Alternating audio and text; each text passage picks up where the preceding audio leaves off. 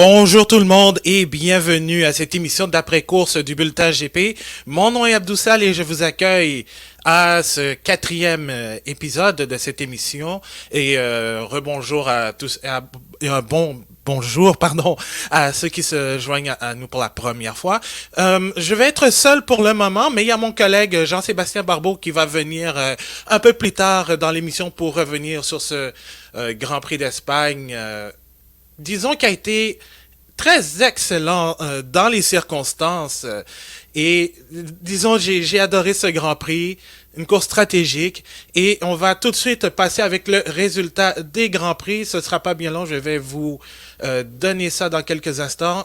Alors ça a été une victoire comme à l'habitude de Lewis Hamilton. Je dis comme à l'habitude, mais ça n'a pas été facile. Il a gagné devant Max Verstappen qui avait pris la tête lors du départ dès le premier tour, mais disons a été un peu floué par la stratégie du Britannique.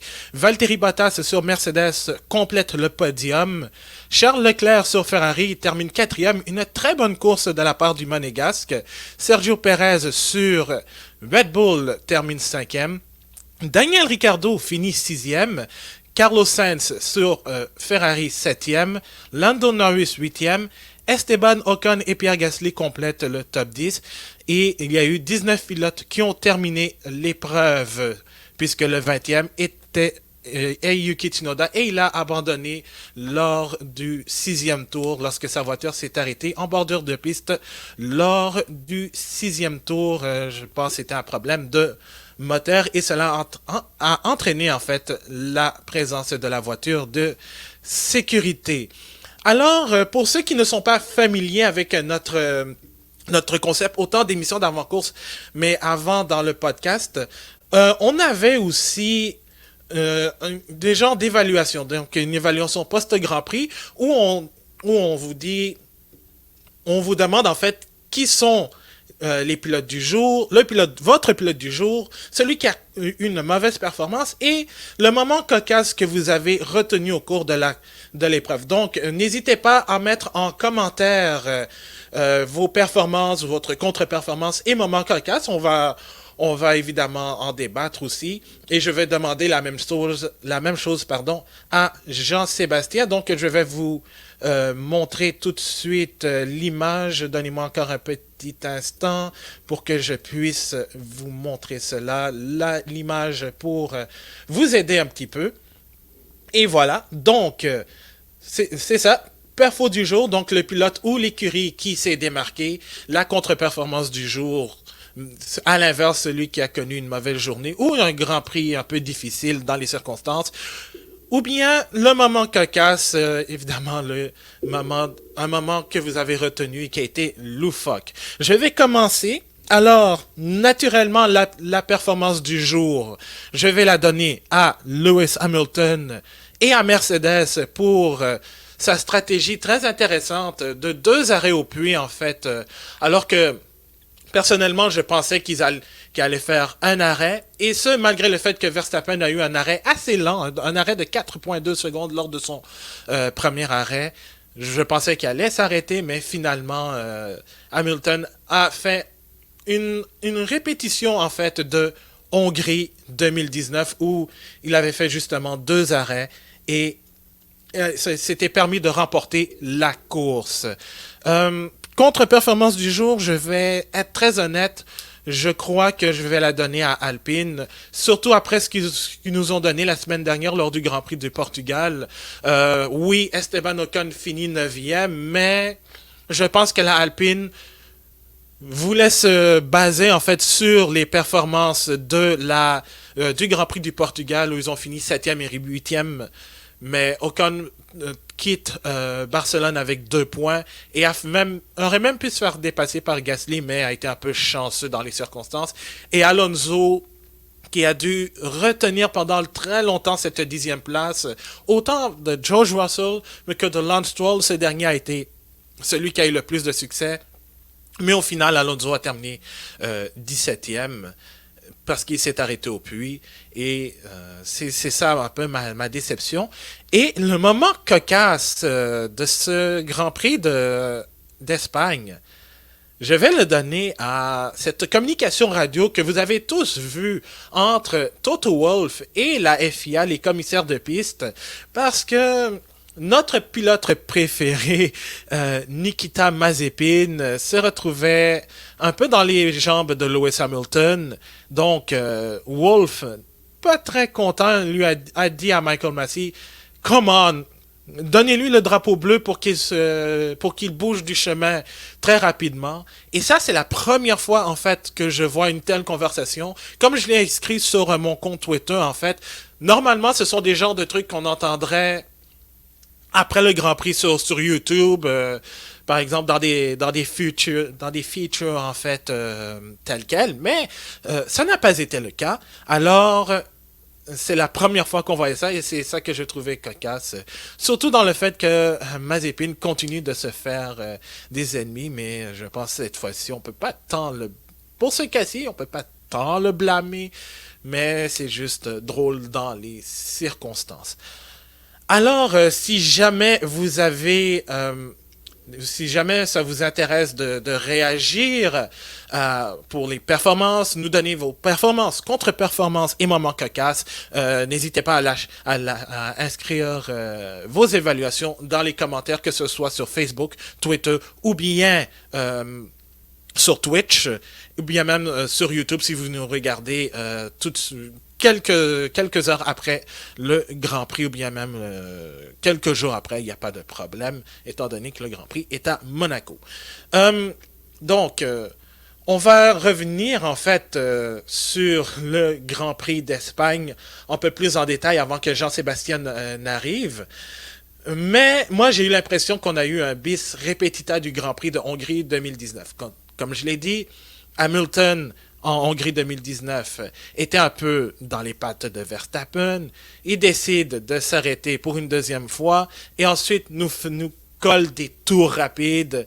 Il est plus rapide que Verstappen et à quelques tours de la fin, Hamilton dépasse Verstappen pour prendre les commandes de l'épreuve et ainsi aller gagner la course.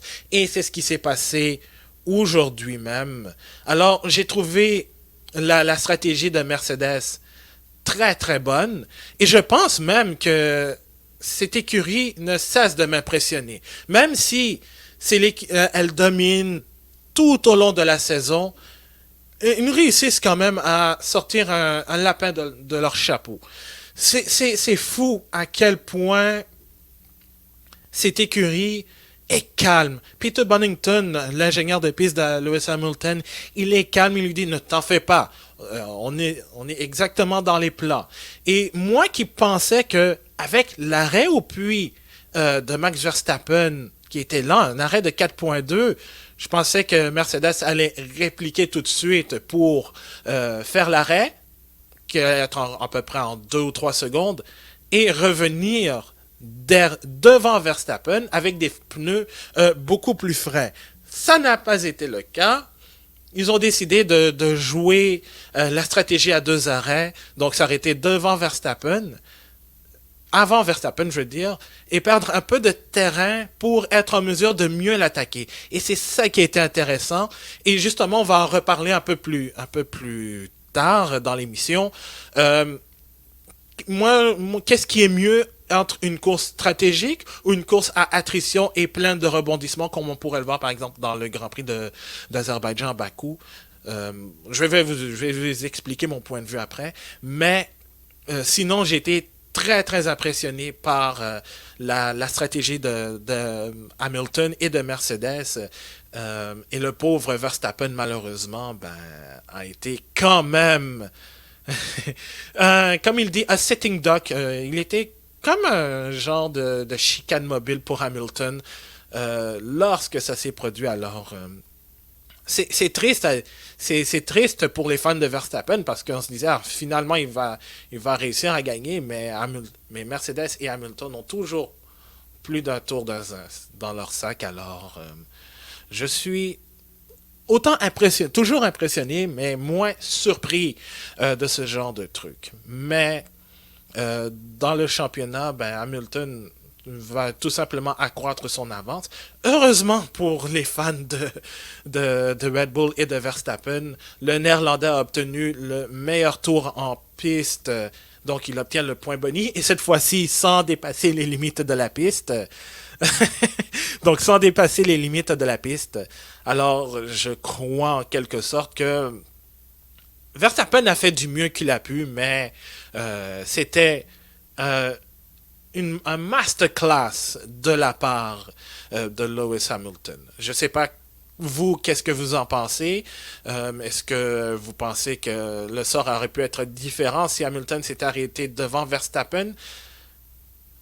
Moi, personnellement, j'ai l'impression qu'on s'en allait vers une course à un arrêt, compte tenu du fait que les temps allaient durer un peu plus longtemps que je le pensais, que ça allait probablement s'effondrer après un certain laps de temps. Finalement, ça s'est calmé. Très content quand même de voir que on a opté pour une stratégie à deux arrêts. Ça a bénéficié pour Hamilton, mais ça a bénéficié aussi pour les autres pilotes en arrière. Alors, je suis extrêmement surpris. Pour ce qui est de Valtteri Bottas, il y a eu mi- il y a eu un mini saut de la part de Mercedes quand euh, on a dit à Bottas de laisser passer Hamilton parce que ce dernier, pardon, allait chercher la victoire. Et j'ai l'impression que il ne l'a pas eu facile, disons-le. Et je pense que ça a été très très compliqué pour. Je sais pas c'était quoi la réaction de Toto Wolff. Je vais entendre Jean-Sébastien Barbeau qui se joint à nous. Salut Jean-Sébastien. Hey, salut! Hey, salut! Comment vas-tu? J'avais bien, toi. Oh ben oui, très bien. J'ai adoré ce Grand Prix. Comme j'ai dit J'ai pas avant. qu'on m'entend. Oh, Ouais. Et ça, il y a pas de. aussi. Parfait. Donc, comme je disais, ça a été une belle course et j'ai l'impression que, avant que tu te joignes à nous, je crois que Bottas a été, disons, est-ce que tu m'entends bien? Oh, moi je ne t'entends pas bien par contre. Oh, non, Jean-Sébastien, je ne t'entends pas en fait. Donc, en attendant que Jean-Sébastien revienne, je vais compléter mon point sur Bottas. Je pense, ça n'a pas été facile. Il a laissé passer difficilement Hamilton. Euh, j'ai comme l'impression que ça a graissé des dents du côté de Mercedes. Alors, je ne sais pas si il y aura une discussion. Mais Bottas a une course un peu plus difficile. D'abord, a perdu une place au départ de Leclerc. Et j'ai comme l'impression que ça risque de faire parler beaucoup, entre autres sur les réseaux sociaux. Et là, Jean-Sébastien se rejoint à nous. Est-ce que tu nous entends très bien? Oh, Jean-Sébastien, je crois que ton micro n'est pas connecté. Oh. J'étais sur une. C'est pas de problème. Alors, Jean-Sébastien, euh, qu'est-ce que tu as pensé de ce Grand Prix d'Espagne? C'est Barcelone à cette manière, ou est-ce pire? Et je m'excuse, Abdou, je m'entends au double derrière. Est-ce que toi, de ton côté, quelque chose que je dois découvrir? Ouais, moi, je t'entends très bien. OK. Bon, je vais essayer de vivre quand même avec le retour de ton de mon côté. C'est pas grave. Pas de souci, je vais juste mettre mute mon micro en attendant. OK. Donc, et là, ça marche. C'est bizarre. Je comprends pas. Bref. C'est Barcelone. Je peux pas dire que c'est un Grand Prix que j'apprécie énormément. C'est un des Grands Prix que j'ai le plus. Par contre, au moins, il a l'avantage de donner le standard de l'année. Il donne le là sur les performances des voitures. Donc, on voit exactement qui est où dans le classement. Donc, c'est le côté au moins que j'apprécie de Barcelone, parce qu'au moins, on sait qu'est-ce qu'il faut suivre. Donc, on voit clairement que la Mercedes est encore supérieure, que la Red Bull s'y approche beaucoup, mais d'un point de vue tactique, ils ont complètement merdé aujourd'hui, parce que je pense qu'ils auraient dû s'arrêter immédiatement après l'arrêt de Lewis Hamilton et non attendre. un bis repetita de Hongrie 2019. Ils auraient dû avoir appris, ils l'ont pas fait. Je pense que c'est une erreur majeure. Puis s'ils perdent le championnat à la fin de la saison, on sait exactement pourquoi. Parce qu'aller chercher le point bonus, franchement, ça fait pas grand-chose. C'est humiliant de perdre un Grand Prix sur celui-là où est-ce que on aurait pu le gagner facilement, à mon sens. Tu parlais de Bottas quand je suis arrivé. Oui, ça va faire parler, mais c'est de bonne guerre. Je vois pas le problème. C'est de bonne guerre. Oui, c'est son coéquipier, mais coéquipier, c'est ton premier ennemi. Donc, à partir de là, va le chercher legit en course et puis on s'arrête là. C'est aussi simple que ça. Moi, je vois pas le problème personnellement. Tant pis, hein. Ben oui, je suis d'accord avec toi. Et c'est surtout en fait le fait que quand Bottas, comme je disais, quand Bottas a laissé passer Hamilton, ça a été un peu plus difficile. Alors je me disais, est-ce que ça va faire grincer des dents Mercedes parce que ça, ils ont pas apprécié la manière, ils ont peut-être pas apprécié la manière que Bottas a laissé passer Hamilton. Surtout que peut-être pour l'ego de Bottas, ça a fait mal d'être encore relégué au rang de wingman. Ouais, mais bon, regardons aussi Perez. C'est exactement la même chose qui est arrivé pour lui aussi, puis il termine très loin. Ce qui prouve que les anciens coéquipiers de Max Verstappen, oui, étaient sans doute moins bons, mais ça prouve que Max Verstappen est une machine, parce que Perez est quand même très bon, là. Donc, il y a ça à considérer. Puis aussi, pour Bottas, il faut revenir sur l'idée que ça a duré 4 virages. La contre-performance, l'idée où Bottas devait laisser passer Hamilton, c'est 4 virages. Est-ce que c'est vraiment si grave que ça? Il a perdu quoi au final, Lewis Hamilton? 1 seconde? Il n'y a rien là. C'est pas si grave. Il a quand même gagné le Grand Prix. On savait qu'elle allait le dépasser. Si c'était pas dans les 2 derniers tours, ça allait être dans les 3 derniers, dans les 4 derniers. Il l'a fait dans les 7 derniers tours. Donc, finalement, c'est pas si grave pour Lewis Hamilton. Il est allé chercher la victoire, puis on le savait qu'elle allait la chercher parce que Red Bull a décidé de pas s'arrêter. Dommage pour eux. Tant mieux pour les fans de Lewis Hamilton. Oui, exactement, exactement. Tant mieux pour un, tant pis pour l'autre. Avant de continuer, Jean-Sébastien, je voudrais avoir tes évaluations post-Grand Prix d'Espagne, donc performance du jour, contre-performance et ton moment cocasse. Performance du jour, j'ai eu un peu de mal à la chercher et j'en ai trouvé un, finalement. J'aurais pu donner à Lewis Hamilton, mais c'était attendu parce que ce qu'il avait fait par le passé. Bon, Lewis Hamilton étant Lewis Hamilton, il n'y a rien d'étonnant. Ouais. J'ai donc décidé de donner à Kimi Räikkönen. Parti 17e, fini 12e. Ah, c'est vrai, oui, il finit. Il a fini surtout devant qui? Sébastien Vettel. Ah, ouais. Je trouve que c'est une très bonne performance de la part du Finlandais. C'est ça, oui, je suis d'accord. C'est vrai, Raikkonen est passé un peu sous le radar. C'était le seul à partir avec les pneus médium au cours de la course. Donc, lui, il a duré quoi? 36-37 tours à peu près. Puis ensuite, il s'est même retrouvé dans la fameuse lutte dans les derniers tours pour le dernier point disponible. Exact. Donc, ça a été très, très bien. Ça a été très, très bien, en quelque sorte, pour Raikkonen. À l'inverse, Giovinazzi, ça a été... le pauvre, je ne sais pas si c'est cette crevaison dans le nouveau train de pneus. Oui, tu voulais ajouter quelque chose? Oui. J'ai jamais vu ça. Tu as déjà vu ça, toi, dans d'autres séries ou ailleurs en Formule 1? Pas à ma connaissance, mais je sais que... C'est Morgan Brundle, lui, avait jamais vu ça. Parce qu'il faut donner quand même les crédits aux mécanos constate que le pneu, avant même qu'il soit mis sur la voiture, est crevé. Parce qu'il donne des coups dessus en montrant à ses coéquipiers, on ne peut pas mettre ce pneu-là, il est crevé. Donc, il faut changer les quatre parce qu'on ne peut pas juste, en Formule 1, changer un pneu pour mettre les autres. Il faut en fait changer tout le jeu de pneus. Pareil comme quand il y a une crevaison, lorsqu'une voiture est en piste, il faut changer absolument les quatre pneus. Donc, tout un effort de la part des mécaniciens de réagir sur le fly, disons-le, pour changer les quatre pneus, pour mettre des pneus qui soient correct d'un point de vue du règlement sportif. Donc, beau travail de la part des mécanos chez Alfa Romeo pour avoir au moins pu changer, mais ça a quand même pris du temps. Je pense qu'il va y avoir un nouveau standard parmi les équipes, assurément, d'avoir le train de pneus prévu à mettre et ensuite d'en avoir un deuxième en backup qu'on puisse mettre sur les voitures très rapidement d'un coup s'il y a un gros souci technique comme celui-là qu'on a vu. Évidemment qu'il est extrêmement rare, mais prenons pas de chance à l'avenir parce que ça lui a quand même coûté c'est un arrêt de 38 secondes, je pense, alors que 50 même. 50. Ouais. Ça fait mal. Ça fait très mal, et puis je pense. Et comme j'ai dit, heureusement, c'est pendant la voiture de sécurité, parce que si c'était pendant un arrêt normal, sa course était ruinée complètement. Oui.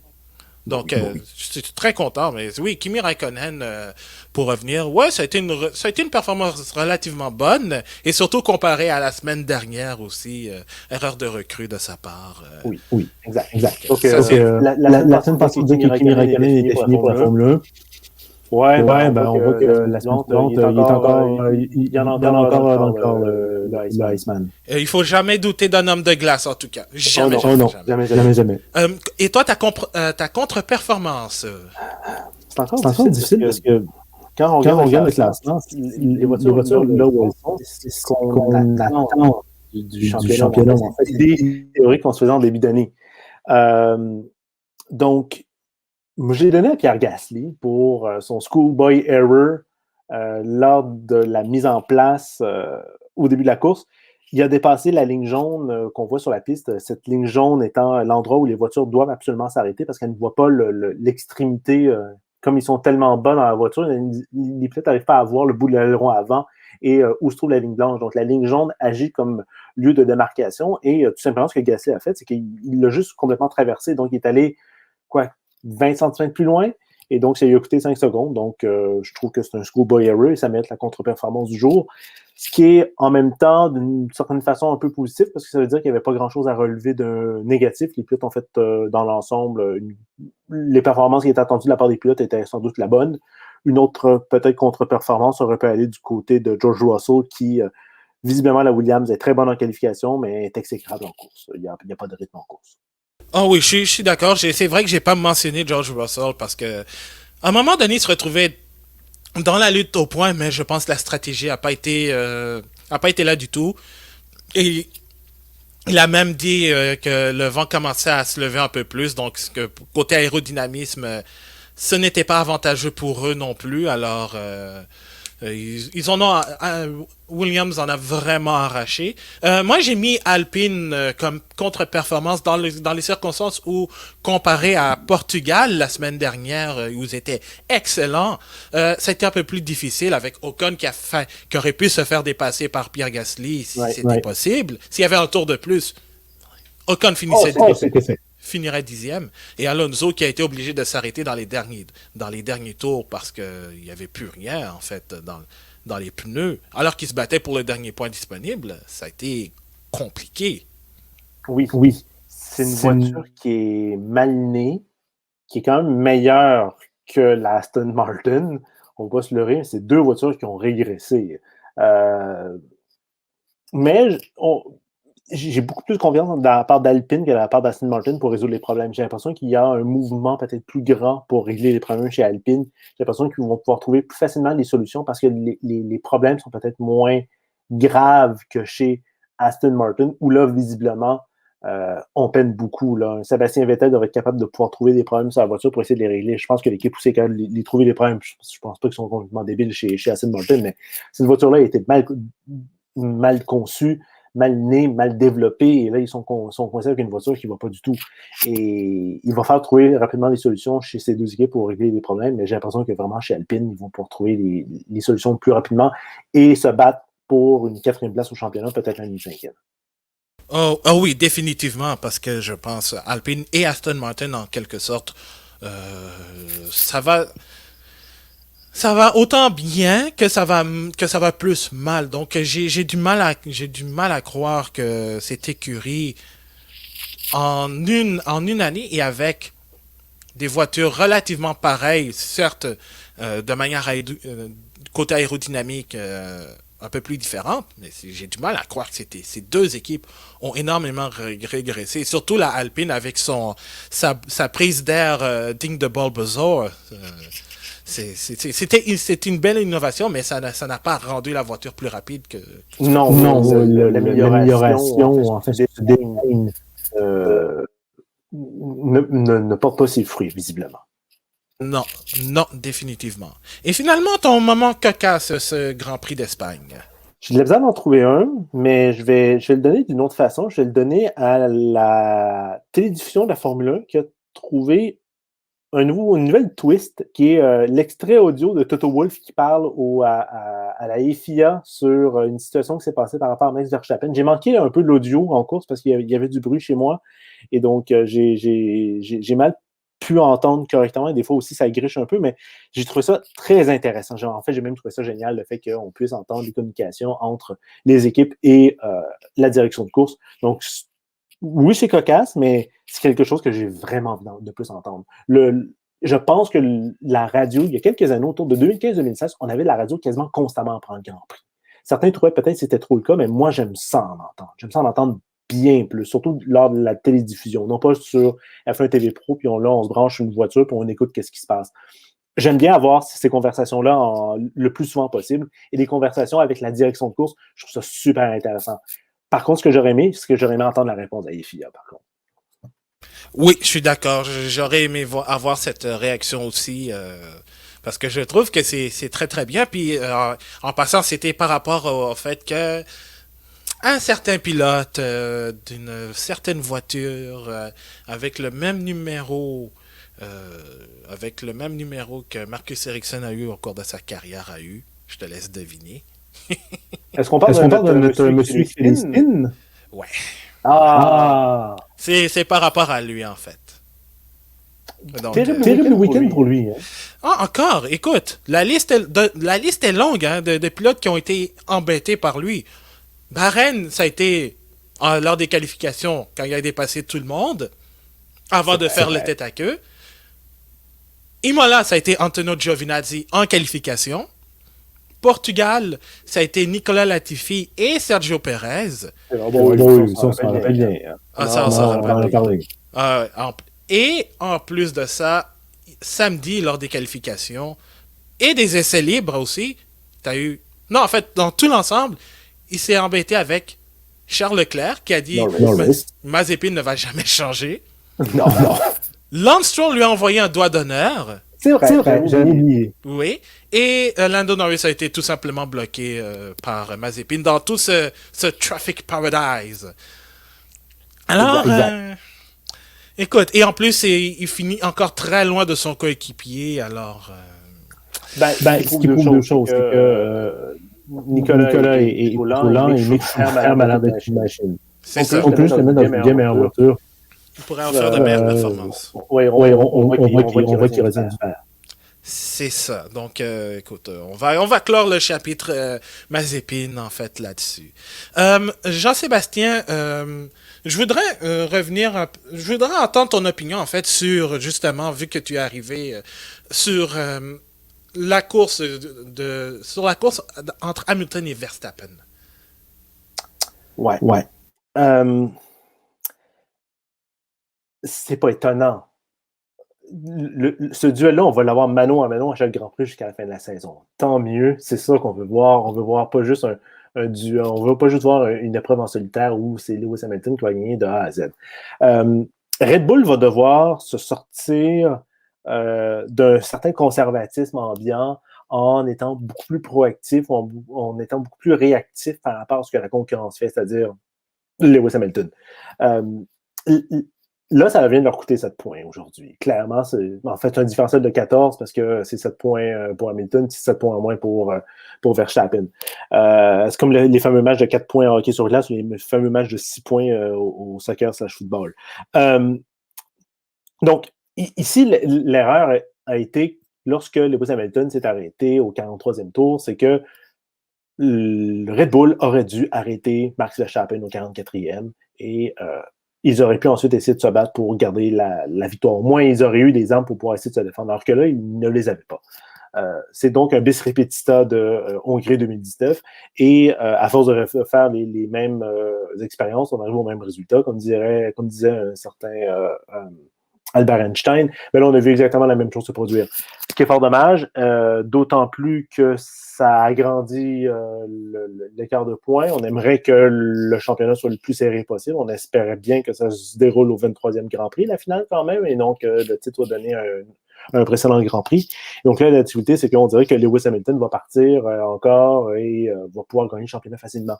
Pour Red Bull, c'est gênant de ne pas faire ce genre de stratégie. Je pense qu'on était des dizaines de milliers, voire même des millions à réagir en disant il faut rentrer au puits pour changer les pneus, alors qu'ils ne l'ont pas fait. Je me l'explique mal. J'ai bien de voir la réaction de Christian Horner.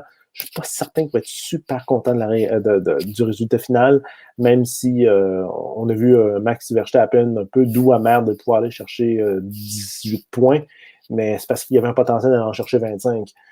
Donc, c'est vraiment un carton jaune pour Red Bull parce que c'est dangereux, là. Si cette situation-là arrive plus tard dans la saison, ça serait inexcusable. Moi, je trouve qu'à ce stade-ci, c'est inexcusable. C'est vraiment une erreur de débutant. Il n'aurait pas dû faire ça.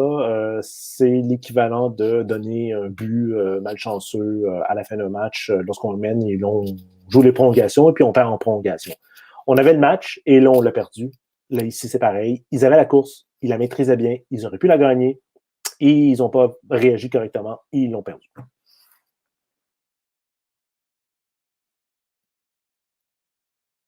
T'es sur Mewtwo. Oups, excuse-moi, oui. Non, il n'y a pas de souci. J'ai oublié de remettre. C'est ça, c'est carrément Hongrie 2019 et moi, je dois dire, ils auraient dû prévoir ça, même quand l'ingénieur de piste a dit, ça, c'est Hongrie 2019 all over again. Je m'attendais à ce qu'il y ait une réaction proactive de la part de Red Bull, mais les carottes étaient déjà cuites, de toute façon. Alors, j'ai comme l'impression que Red Bull, surtout Christian Horner, va faire des cauchemars. Ils avaient trois tours. On l'a vu, l'écart. Au début, il y avait un bon gap où on aurait pu faire entrer Verstappen. Qu'on décide d'attendre un tour, OK, à la limite. Le deuxième, ça commence à devenir très questionnable. Le troisième, c'était la dernière chance. Ils avaient vraiment 3 tours pour pouvoir réagir. Ils ne l'ont pas fait, puis ont décidé de jouer leur va-tout en disant qu'on va rester sur la piste. Erreur fatale. J'arrive vraiment pas à comprendre pourquoi. Je n'arrive vraiment pas à comprendre pourquoi et je pense que ça va rester comme un cas d'école chez Red Bull.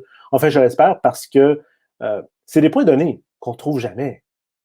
Des fautes comme celle-là, on ne les retrouve pas. Déjà qu'ils ont été ils auraient pu être chanceux à Imola il y a quelques semaines lorsque Lewis Hamilton s'avançait dans le bac à gravier. Là, on lui donne la victoire sur un plateau d'argent. C'est inexcusable. Ah non, vraiment, écoute, je pense qu'on a eu vraiment, comme j'ai dit, le masterclass de Mercedes. Et on voit c'est qui les vrais pros là-dedans. Ah oui. Et ça rien enlevé à Red Bull qui a quand même gagné des championnats, mais dans une course où tout est à jouer, Mercedes est en train de les battre à plat de couture. Ils l'ont fait avec Ferrari et ils l'ont fait avec Red Bull aussi à certaines occasions depuis le début de leur V6 turbo hybride. Alors, j'ai du mal à croire parce que la saison est encore longue là. On est quoi à la 5e de 23. 5e de 23, alors. Il en reste encore du temps, mais Hamilton est déjà sur un de ses meilleurs débuts de saison. Victoire, deuxième, victoire. Alors, il faudrait vraiment que Red Bull se réveille et choisisse d'être très proactif. Ça paraît, on l'a appris dans les jours. Mercedes a investi 350 millions d'euros pour gagner le championnat 2020. On met de l'argent dans tous les éléments, incluant comment on réagit face à une stratégie, face à une autre. Tout est réglé. Ça paraît qu'il y a de l'argent. Oui, effectivement. Et ça paraît vraiment là que on met l'accent sur les têtes, des têtes très intelligentes et au lieu de se concentrer sur un pilote. C'est sûr que Lewis Hamilton, c'est celui qui va te permettre de gagner le championnat des pilotes, sans rien enlever à Bottas, malheureusement, mais c'est la réalité telle quelle. Donc, comme ça a été le cas dans toutes les écuries qui ont eu du succès, tu dois t'entourer de personnel qui ont une matière grise exceptionnelle au-dessus pour tenter de gagner quelques dixièmes de seconde. Et jusqu'à là, le Grand Prix, le championnat du monde des pilotes et des constructeurs. Alors, c'est ça qui rend ce sport très intéressant. C'est que ça se joue sur très peu parfois. Donc, moi, je suis content d'avoir vu ce genre de course, même si c'est à Barcelone. Alors, je suis Ça assez... rend au moins pénible. Parce que Barcelone, habituellement, c'est pénible. Ouais, et pour une fois, je n'ai pas jinx en disant que ça allait être un Grand Prix excitant. Ça l'a été jusqu'à la fin, Dieu merci. Oui, heureusement. Heureusement. Et justement, c'est un petit débat qu'on va avoir justement. Qu'est-ce qui est mieux? Une course stratégique comme on l'a vu, celle d'aujourd'hui, ou bien une course à attrition ou pleine de rebondissements? Devrais-je dire toutes des courses du genre Bakou? Moi, je préfère la course à rebondissement. La course stratégique, il faut comprendre la Formule 1. Et on est dans une phase où la Formule 1 essaie de s'ouvrir vers des nouveaux marchés, essaie de découvrir de nouveaux publics. Et la course à rebondissement, à mon avis, a cet intérêt-là de pouvoir... c'est un peu la boîte à surprise. On ne sait pas sur quoi on s'en va, on ne sait pas qu'est-ce qui arrive. Donc, une course à rebondissement, c'est vraiment intéressant. Une course stratégique, pour les grands fans de Formule 1, je pense qu'on va aimer ça parce qu'on comprend tous les éléments très précis. Ça joue vraiment sur...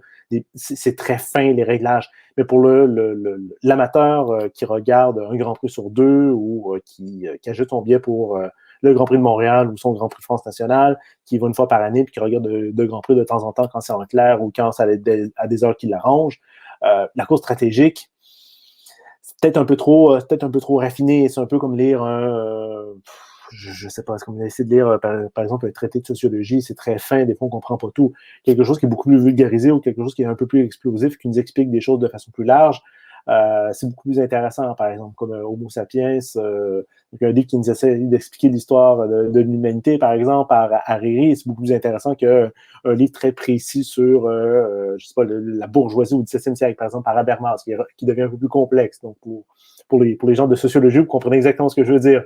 Une course pleine de rebondissements, c'est beaucoup plus vif, c'est du WTF moment, c'est du feed pour Netflix, on aime ça, c'est du bonbon, c'est du spectaculaire, je veux dire, c'est de l'action, qui n'aime pas ça? Oui, je suis d'accord. Moi, j'aime plus un mélange des deux, parce que oui, c'est vrai que je suis un fan de... ça fait longtemps que je regarde la Formule 1 pour comprendre c'est quoi une course stratégique. Comme celle qu'on a vue, parce que ça te donne... C'est comme je l'ai dit, c'est comme si c'était une partie d'échecs. Donc, tu vois, tu vas voir c'est qui va flancher en premier. Est-ce que c'est celui qui attaque en premier et qui rate complètement son coup, ou bien c'est celui qui défend et qui ne peut rien faire du tout face à ça. Donc, il y a dans ces genres de courses stratégiques un certain niveau d'imprévisibilité qu'on peut retrouver. Mais dans les courses à attrition, ça peut parfois devenir comme tu l'as dit, du WTF moment.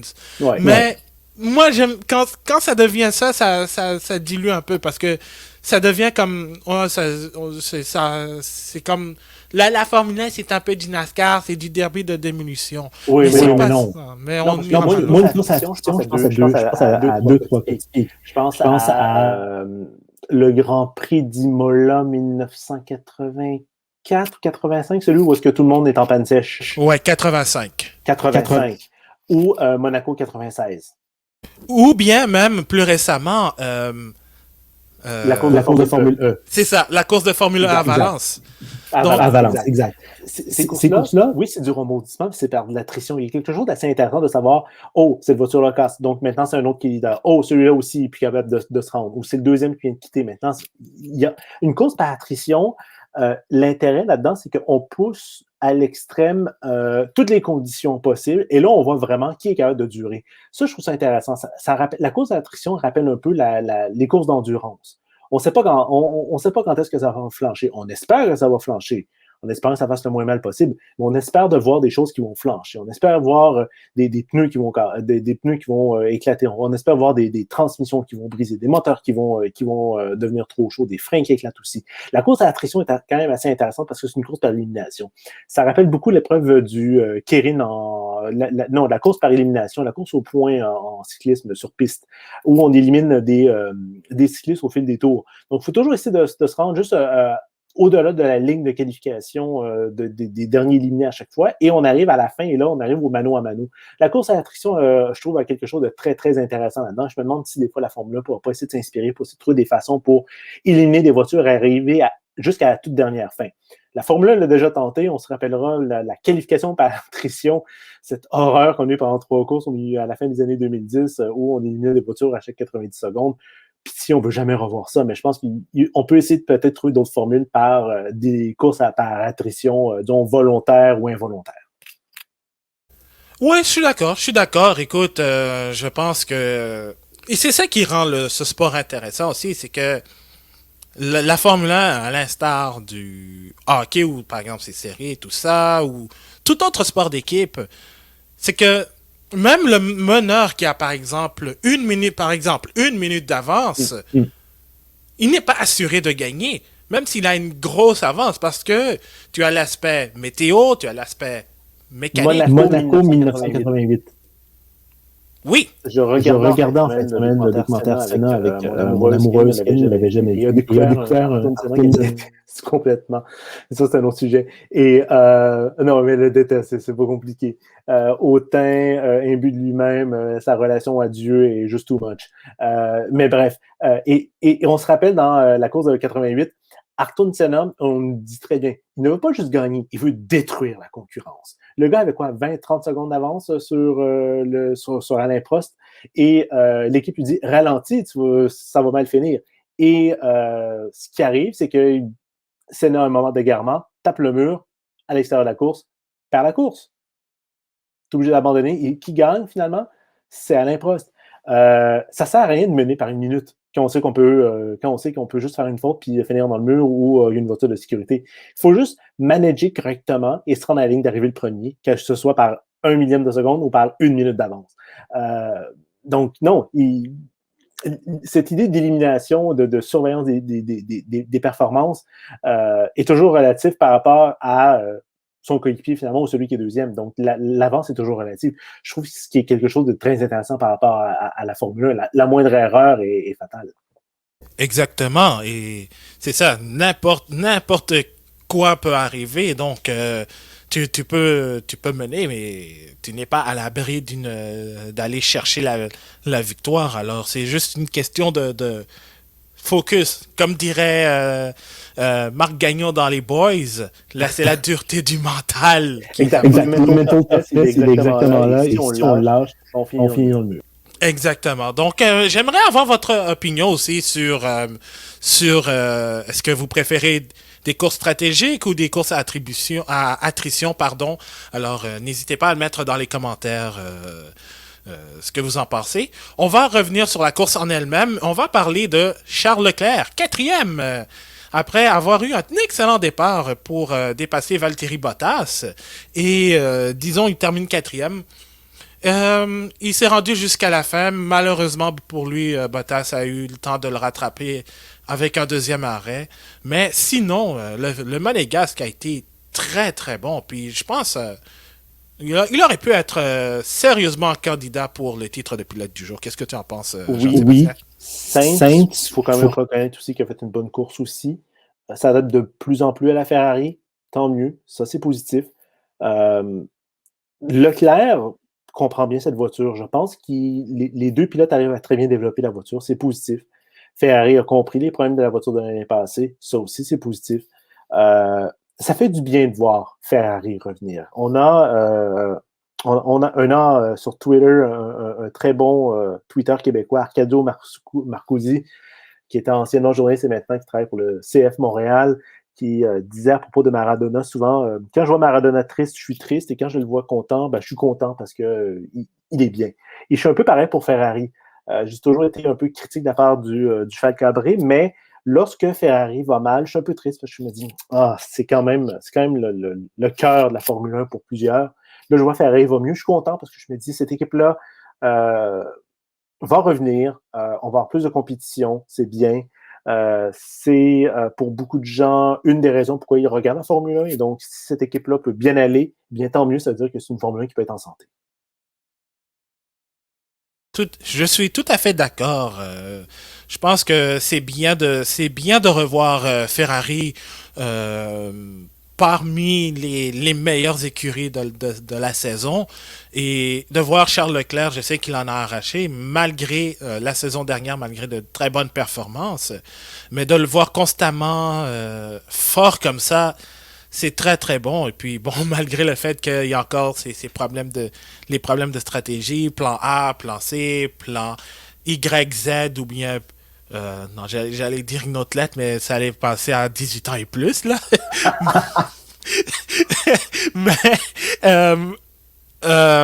disons que quand même, Ferrari prend beaucoup de mieux, et puis ça ne devient plus le laughing stock qu'on a pu constater l'année dernière, entre autres. Donc, c'est un peu... C'est bien. Puis, Leclerc a été très calme, a fait sa course. Carlos Sainz aussi a fait les dépassements possibles quand il le fallait, entre autres sur Lando Norris. Alors, je pense au final, Ferrari semble s'en aller vers la 4e place. Puis, à la limite, si tout va bien, que McLaren flanche...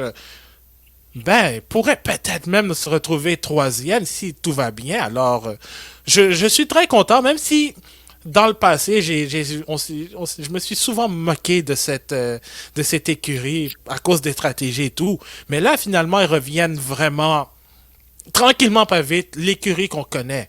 C'est sûr, ça va prendre... C'est potentiellement l'année de rédemption. C'est pas rien. Oui, définitivement. C'est pas rien. C'est vraiment l'année de rédemption. Et non seulement ça aussi. Tu vois que Leclerc est capable aussi. C'est la première fois qu'il va mener les rênes de cette écurie. Parce que c'est sûr que oui, il y a eu Sébastien Vettel, malgré le fait qu'il était un peu en retrait. Mais je suis content de voir que Leclerc, au moins, est capable de bien gérer les rênes de cette équipe, puis ça semble fonctionner. Et la stratégie et le rythme de course est relativement bonne comparé aux écuries comme Alpine, Aston Martin et même AlphaTauri qui déçoit de plus en plus, en fait. Ah oui. Oui, justement, je vais en parler d'AlphaTauri. Un point d'accord, mais cette écurie a le comme je l'ai dit à plusieurs reprises depuis le début de l'année, a le potentiel pour aller créer la surprise, mais au final, comme tu l'as dit, une petite erreur bête, une pénalité de 5 secondes pour Pierre Gasly. Yuki Tsunoda qui, bon, il n'a pas été chanceux quand même parce que sa voiture l'a lâché. Et il est un peu perdu dans les réglages aussi. Excuse-moi, Abdou, je ne t'ai pas entendu. Oh, je pense que j'ai manqué un bout, en fait, ce que tu voulais dire, en fait. Je t'avais pas entendu, mais ce que je voulais dire, c'était que Tsunoda semble être un petit peu perdu dans les réglages en fin de semaine. Donc, l'espèce de Wonder Boy qui arrive au premier Grand Prix, c'est relatif parce que ses performances, on dirait, depuis quelques temps, sont un peu en dessous de l'aura qu'on s'est construit de Tsunoda à la première course. Ouais, la Tsunoda, la vague Tsunoda est en train de baisser. Espérons à l'instar de celle qu'on vit actuellement dans le monde. Alors, exact. Ça n'a pas été facile, mais en général, je pense que Ferrari et Charles Leclerc, entre autres, peuvent être très contents de leur performance en général. On parlait justement, on va continuer dans le domaine français.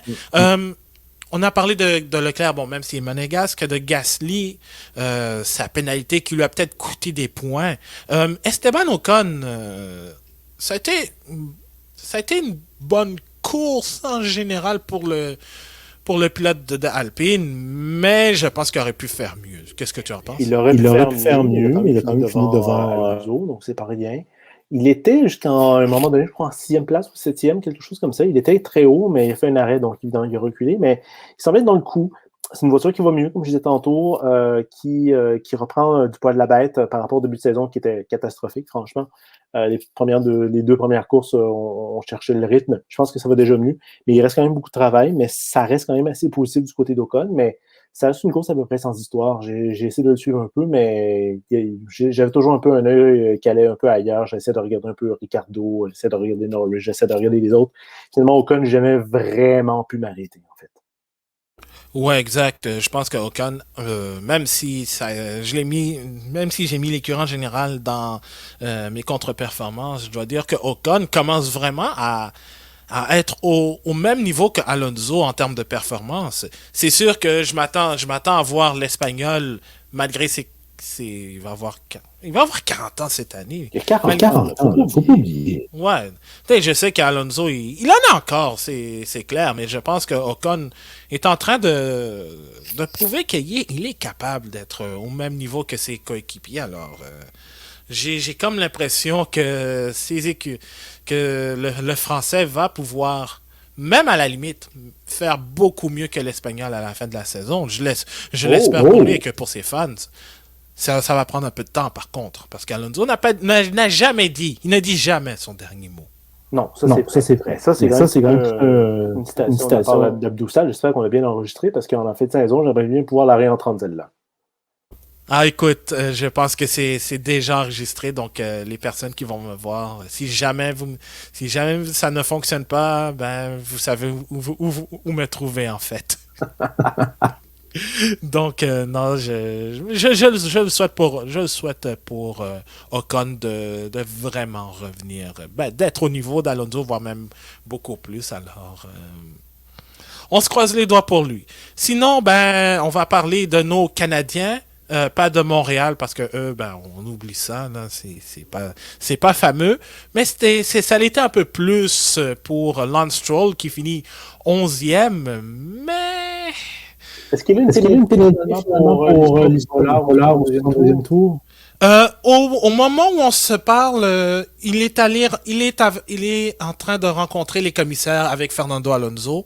Moi, personnellement, je pense que il va peut-être dire que Alonso l'a poussé, parce que dans la règle qui a été émise pour les virages 1 et 2, vous devez reprendre la piste à travers non seulement les dos d'âne, mais aussi les bollards. Les bollards, ouais. Exactement, sur le côté gauche. Ce que Stroll n'a pas fait, mais il peut dire que Alonso l'a poussé, et c'était ça aussi et c'était ça aussi dans les règles de la FIA pour le week-end.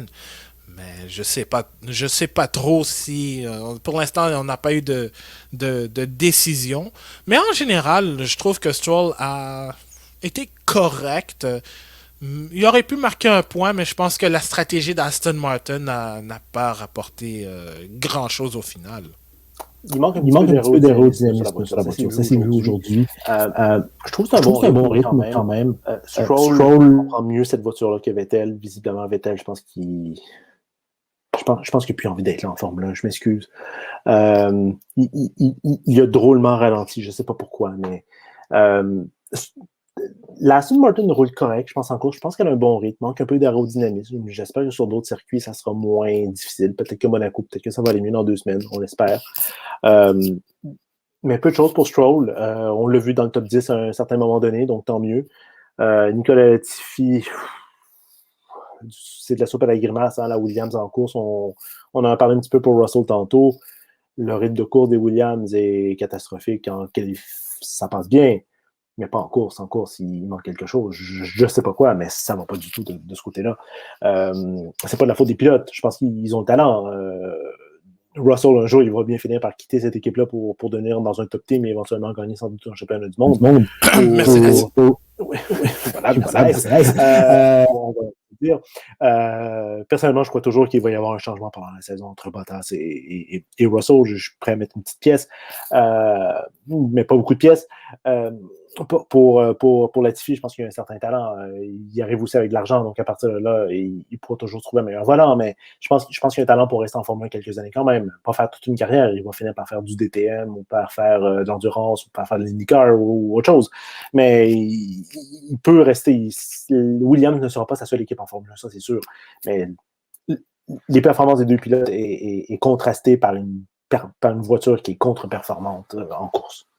Mais meilleur que la Haas, ça il faut c'est pas difficile. C'est pas difficile. Et petite précision, finalement, ça vient d'être annoncé, donc il n'y aura pas de pénalité pour Stroll et Alonso, donc pour l'incident du virage 1. Donc l'affaire est réglée, donc pas de problème pour les deux pilotes. Donc finalement, je pense que c'est parce que Stroll a été poussé par Alonso qu'il a été obligé de ne pas respecter la directive de la FIA dans ces circonstances. On va parler, parce qu'il n'y avait pas seulement que la F1 dans ce week-end, il y avait aussi la course de Formule 3, c'était le début de la saison. Évidemment, avec la réduction des coûts, il n'y a pas de F2 et de F3 en même temps cette année, donc ils sont sur des calendriers différents. Et ce week-end, c'était la première manche de la saison avec 3 courses. Et la première qui avait lieu samedi matin a été remportée par Alex Molyard de Art GP, devant le Français qui roule avec une licence britannique, Clément Novalak, et la recrue Caio Collet du Brésil, Logan Sargent, l'Américain, qui a fini 3e au cours du championnat 2020 de Formule 3, a terminé 4e. Et Johnny Edgar, qui était parti en pole position de cette course, termine 5e. La course de week-end, ça a définitivement été la course 2. C'est Ollie Caldwell qui a gagné sur Prema, devant Victor Martens, le français de MP Motorsport, et Frédéric Vesti, qui appartient à Mercedes, qui complète sur le podium sur Art GP. Et dans cette course, les meneurs se sont accrochés. En fait, je vous explique la situation. Il y avait Fittipaldi qui a accroché Schumacher, je parle de Enzo Fittipaldi, le petit-fils de Emerson, qui a accroché David Schumacher, le fils de Ralph, ce qui a permis à Matteo Nannini, le neveu d'Alessandro, de mener la course. Mais malheureusement, il a été accroché par Dennis Hauger, le Danois de... Lui, il a pris en Formule 1. Non, lui, je pense qu'il n'a aucun lien de parenté en Formule 1. Donc, il y a eu accrochage et c'est Caldwell qui a profité de l'occasion pour gagner cette course. Et il faut préciser aussi que Juan Manuel Correa, qui revient après ce terrible accident survenu lors de la course de Formule 2 à Spa en 2019, qui a malheureusement coûté la vie à Antoine Hubert. Il a marqué un point dans cette course. Alors, ça, je pense... Si c'était en général, je donnerais ma performance du jour à Juan Manuel Correa parce qu'il a été relativement bon dans les circonstances. Il a failli se qualifier premier lors des qualifications parce que en Formule 3, c'est celui qui termine 12e des qualifications qui part premier dans la course 1. Il est passé à ça d'obtenir cette pole position de la course 1. Donc, très impressionnant. Et dans la course 3 de ce qui a eu lieu ce matin avant le Grand Prix, Dennis Hauger, qui était parti en pole qui a obtenu la pole position lors des qualifications, a remporté la course devant Jack Doohan. Et attention, c'est un lien de parenté. C'est le fils de Mick Doohan, qui est un quintuple champion de MotoGP. Et qui appartient à la famille Red Bull. Donc, en fait, les Hauger et Doohan appartiennent tous deux à l'Académie Red Bull. Donc, et Matteo Nannini a terminé 3e pour compléter le podium. Alors, il y a des fils d'eux dans le championnat de Formule 3, en fait. Et le classement après cette première manche... Auger mène avec 34 points. Caldwell mène avec 32. Clément Novalak est troisième avec 28 points. Et la prochaine course de Formule 3, c'est à Paul Ricard. En espérant que ce soit plus intéressant que la course de Formule 1 elle-même. Donc, ce sera du 24 la course de Formule 1 au Paul Ricard, ça, c'est ennuyant. Ça, c'est plate. Ça, c'est plate longtemps. Désolé aux Français, mais ce circuit-là, ça va pas du tout. Ah non. À moins qu'ils fassent des modifications, et c'est possible de le faire. Mais... la chicane sur la longue ligne droite, on peut l'enlever juste pour l'allonger encore plus. Comme ça, la course dure moins longtemps. Ah, Dieu merci, oui. On essaie de 2 minutes, on peut en trouver quand même. Exactement. On essaie de trouver du positif au moins, mais sinon, sinon les faits saillants sont disponibles, les faits saillants de la Formule 3 sont disponibles sur YouTube et les courses complètes sur F1 TV Pro. Donc, c'est un championnat très intéressant, autant que la Formule 2. Donc, et rappelons que pour les gens qui ont une télévision avec Roku TV, l'application de la Formule 1 est disponible aussi depuis quelques courses maintenant. Ah oui, c'est vrai. Depuis la deuxième manche, Saint-Marin, c'est disponible. Abdou, malheureusement, tu es sur mute. Oui, excuse, j'ai oublié de me remettre.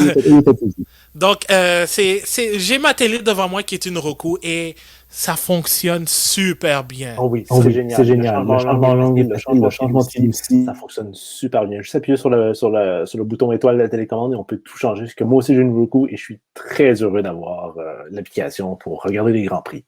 Oh oui, c'est un must cette application sur Roku.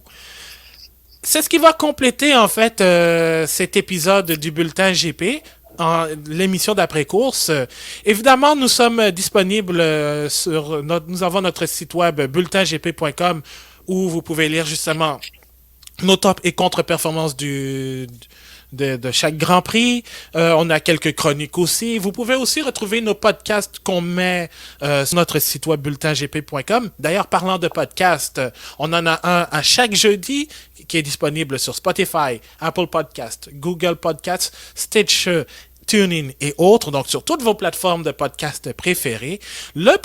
Et d'ailleurs, notre prochain épisode de l'après-course aura lieu à Monaco. Yes! Ouais, j'espère que ça va être tellement excitant, autant plus excitant que la course de Formule électrique qu'on a eue samedi dernier. On se croise les doigts, mais je ne pense pas que ce ne sera pas le cas. Alors, on se croise les doigts, mais notre émission d'après-course sera disponible évidemment sur toutes nos plateformes, que ce soit sur Facebook, sur Twitter, même sur Twitch. Et vous pouvez aussi nous rejoindre sur ces pages, en plus d'Instagram, @lebulletingp, pour justement partager vos opinions sur la Formule 1. Évidemment, on va relier les informations, nos articles et tout. Et évidemment, quelques références extra-sportives aussi. Alors... Et puis, si jamais vous voulez revenir sur l'histoire Ocon-Alonso, le bulletin GP est là.